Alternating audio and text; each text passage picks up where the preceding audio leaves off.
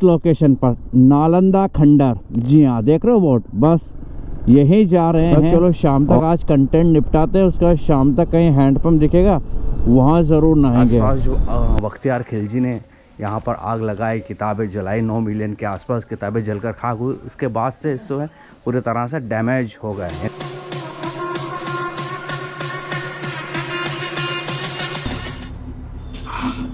Good morning दोस्तों, क्या हालचाल आप सभी के।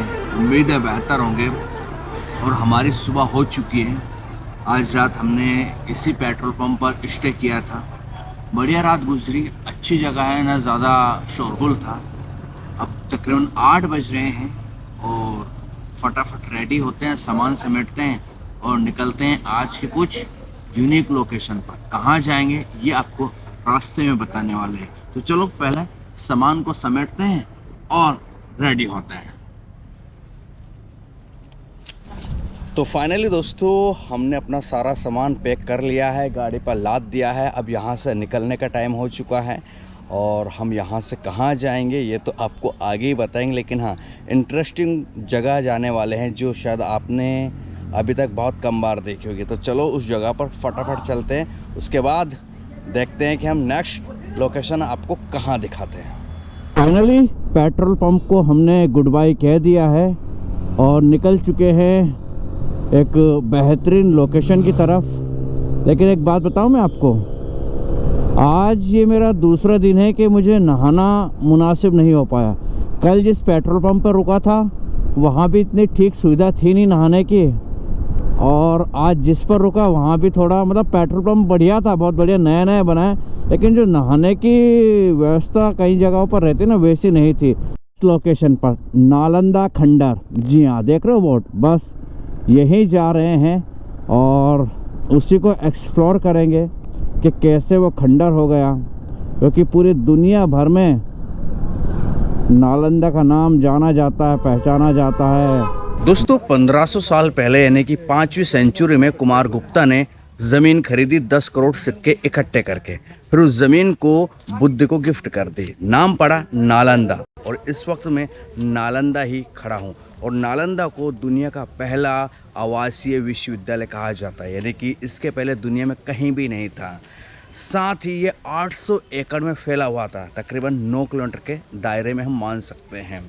यहाँ पर 10,000 स्टूडेंट थे, 2,000 उन्हें पढ़ाने के लिए टीचर्स थे। स्टूडेंट्स आते थे चीन से, ग्रीस से, कोरिया से, जापान से, जैसे तमाम मुल्कों से आते थे। इसलिए भारत को ज्ञान का खजाना कहा जाता था। उसके बाद 1193 यानी कि 1200 ईस्वी के आसपास अफ़गानिस्तान से बख्तियार खिलजी आता है और वो यहाँ जो धर्मगंज लाइब्रेरी थी जिसमें तकरीबन 9 मिलियन किताबें थी उसमें आग लगा देता है। और वो किताबें जो जली ना, कहते हैं कि 3 महीने तक उसका धुआं निकलता रहा।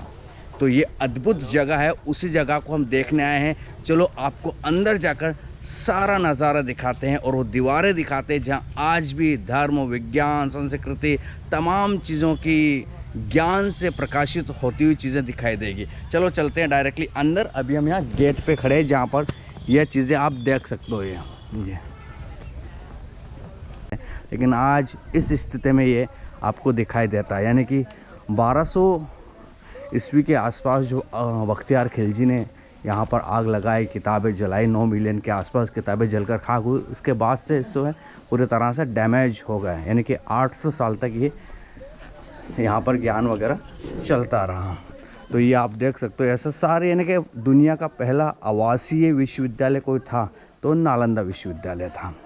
ये आप बहुत अच्छे से देख सकते हो, तमाम सुविधाएं थी, मेडिसिन थी, साइंस थी, वॉर संबंधित थी, यानी कि तमाम चीज़ें यहाँ पर उस समय मौजूद थी। तो ये तो अभी तो इसका कुछ है कि हिस्सा मौजूद है, बाकी 80% से ज़्यादा तो दबा हुआ है, गांव खेड़ों में दब गया है। ये 800 हेक्टेयर के आसपास यानी कि तकरीबन 9 किलोमीटर के दरमियान ये फैला हुआ था उस वक्त, और अब तो बस बहुत कम है। तो यही है सब उस समय जो है कुमार गुप्ता ने सोचा क्यों ना ज्ञान का विस्तार किया जाए, ज्ञान बढ़ाया जाए, तो उसी के लिए बनाया गया था। और ये आप देख सकते हो, मैं इस पर हाथ घुमा रहा हूँ, ये कुछ इस तरह, ये हर ईंट जो है ना ये बोल रही है कि यहाँ पर एक समय बहुत सारा ज्ञान था, बहुत सारी चीज़ें यहाँ पर जो है मिला करती थी। ये सामने कुछ इस तरह से हैं।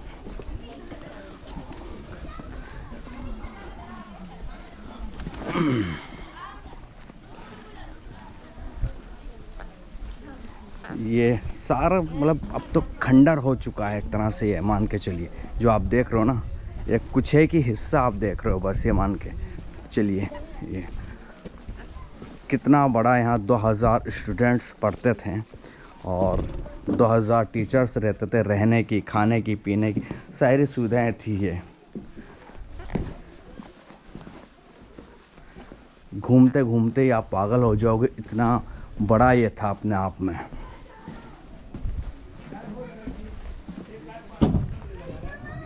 सारे ड्रेनेज सिस्टम था, है ना। बारिश आए तो उसके लिए सब देखो, ये सारा ड्रेनेज सिस्टम बना हुआ है, सारी चीज़ें। ये इधर से जाओ उधर निकल जाओ है।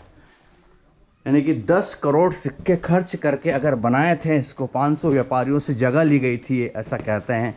तो आप समझ सकते हो कि इसमें क्या क्या सुविधाएं थी और क्या चीज़ें नहीं होगी। सब चीज़ें थी।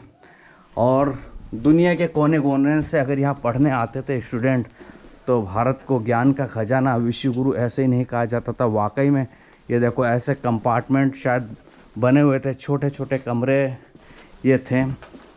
इसमें शायद स्टूडेंट्स रहते होंगे, क्या पता, मुझे तो इतना डिटेल नहीं पता। लेकिन देखो, ये इसी टाइप की ईंटों से बना हुआ था। ये अपने आप में यूनिक, अपने आप में बिल्कुल अजीब जगह आप मान के चल सकते हो, ये है ना। और ये तो बाद में की गई है सड़क वगैरह ये तो, लेकिन पहले का मौजूद जो है वो ये है। ये 5वीं शताब्दी, 5वीं सेंचुरी में बनकर कहीं ना कहीं बना था और 1200 ईस्वी में इसको खाक कर दिया गया, है ना। ये बहुत, कितना ही घूमो आप, कोई लिमिट नहीं है। घूम घूम के आप थक जाओगे, लेकिन ये जगह ख़त्म नहीं होगी अपने आप में। ये और सब ये पूरा है। और